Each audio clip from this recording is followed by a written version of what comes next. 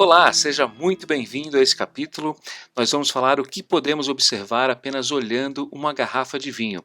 Isso é bem interessante porque apenas olhando a garrafa, sem necessariamente ser um expert no assunto, nós podemos saber muitas coisas sobre ele.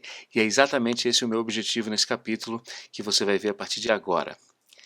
Bom, geralmente quando a gente está no corredor de um supermercado ou de uma loja especializada, nós vemos uma infinidade de garrafas e nem sempre sabemos exatamente descrever tudo aquilo que estamos vendo.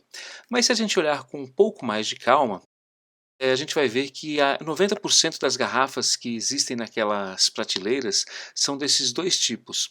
A da esquerda, uma garrafa do tipo Bordeaux, com ombros mais altos, e a da direita, do tipo Borgonha, com ombros mais baixos. Basicamente, são dois estilos de garrafas que levam o nome de duas regiões específicas da França. A região de Bordeaux, ainda na parte central, mas quase lá no sul da França, e a região de Borgonha, bem na região central da França. Essas duas regiões produzem estilos de vinhos bem distintos. E o design da garrafa remete exatamente a isso. E esse padrão foi seguido por produtores de todo o mundo, o que facilita bastante a nossa vida. E eu vou passar uma dica que vale para a maioria das situações, porque não é uma regra estabelecida por lei. Os produtores de outras partes do mundo podem utilizar qualquer garrafa para colocar seus vinhos, mas a maioria optou pelo estilo de Bordeaux e Borgonha. Os vinhos tintos na garrafa tipo Bordeaux geralmente são vinhos mais encorpados, com uvas tipo Cabernet Sauvignon, Merlot, e os vinhos tintos na garrafa tipo Borgonha são exatamente o contrário, são vinhos mais leves, mais delicados. E com os vinhos brancos acontece a mesma situação, porém de uma forma invertida. Os vinhos brancos nas garrafas do tipo Bordeaux são vinhos mais leves, com uvas tipo Sauvignon Blanc e Pinot Gris. E os vinhos brancos nas garrafas tipo Borgonha geralmente são mais encorpados e mais aromáticos, com uvas tipo Chardonnay e Viognier. Bom, então só entendendo essas diferenças você já vai conseguir saber a intensidade do vinho apenas olhando a garrafa. Mas como eu falei, existem outros tipos de garrafas, como esse tipo de garrafa mais estreita e mais alongada. Ela é chamada tipo Alsácia ou Renana. A Alsácia é uma região francesa que faz fronteira com a Alemanha e a maioria dos vinhos alemães também utilizam esse tipo de garrafa. Eu não sei se sofre a influência da França ou se a França sofreu influência da Alemanha. O que você acha? Bom, a resposta vai estar em um outro capítulo dedicado a essas duas regiões. Geralmente, os vinhos nessas garrafas são vinhos brancos, bem aromáticos, que podem ser do tipo Riesling ou Gewürztraminer. Mas como essa é uma garrafa comercialmente mais difícil de trabalhar, foge do padrão de tamanho, então você pode encontrar vinhos dessas uvas também em garrafas tipo Borgonha ou Bordeaux. É difícil, mas pode. E eu coloquei os três principais tipos um do lado do outro aí para você comparar os formatos. Você pode ver que a Alsácia ela é um pouquinho mais alta e ligeiramente mais estreita. E claro, existem outros tipos de garrafa. Um exemplo é a garrafa do tipo Champagne. Champagne é uma região da França bem próxima a Paris que produz os famosos espumantes. E esse tipo de garrafa é utilizado praticamente em todos os espumantes. Existem algumas variações, mas basicamente são muito parecidos.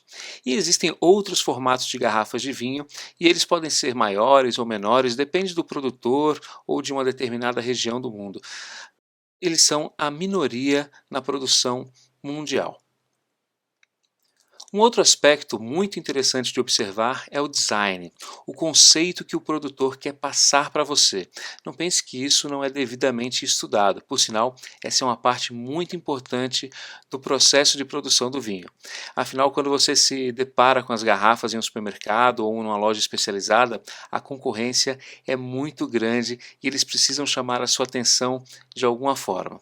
E esse layout do produto final, garrafa e rótulo, podem trazer informações informações bem interessantes. E eu não estou falando da leitura do rótulo, para isso existe um outro capítulo só para tratar disso.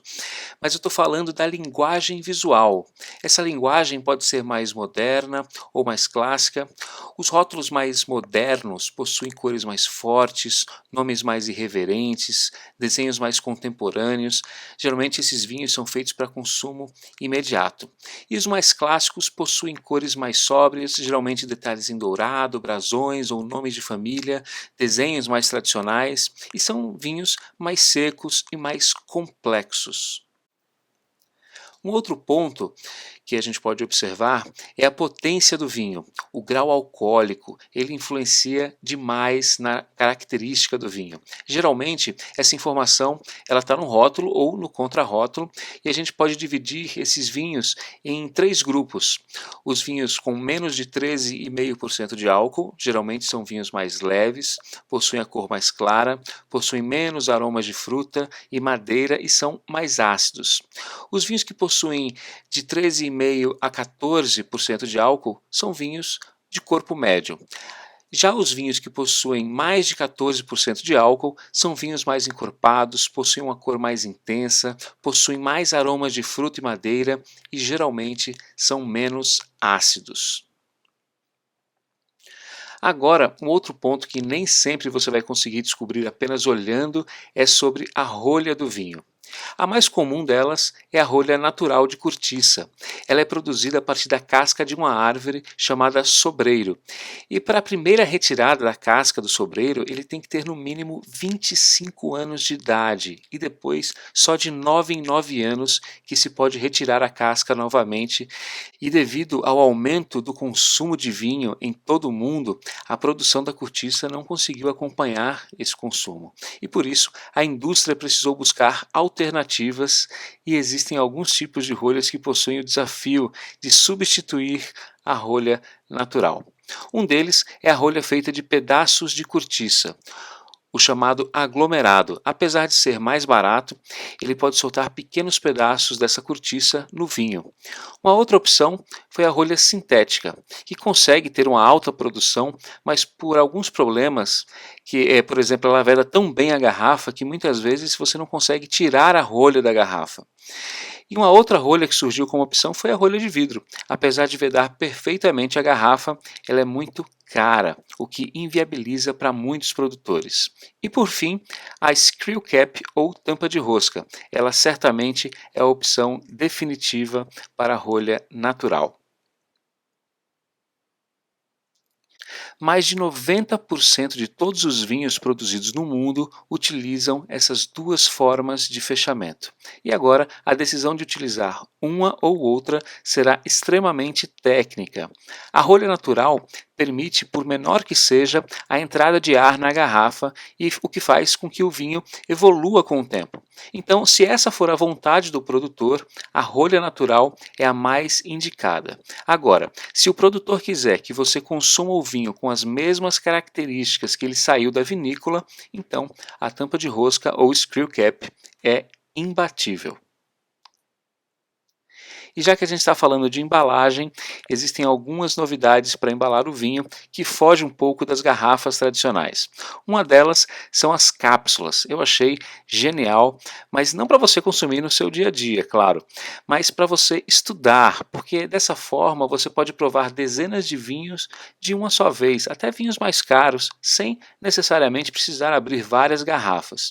E uma outra forma bem interessante é a bag-in-box. Eu utilizo bastante para vinhos do dia a dia, ela é excelente para você ter na geladeira e como o vinho não tem contato com oxigênio, porque ele fica dentro de uma embalagem plástica ou de alumínio, que vai murchando conforme você consome o vinho, ele pode durar até 30 dias na sua geladeira sem perder a qualidade e as suas características. Então é isso. Nesse capítulo nós falamos sobre o que você pode saber apenas olhando para a garrafa de vinho. Espero que você tenha gostado. Um forte abraço e até um próximo capítulo.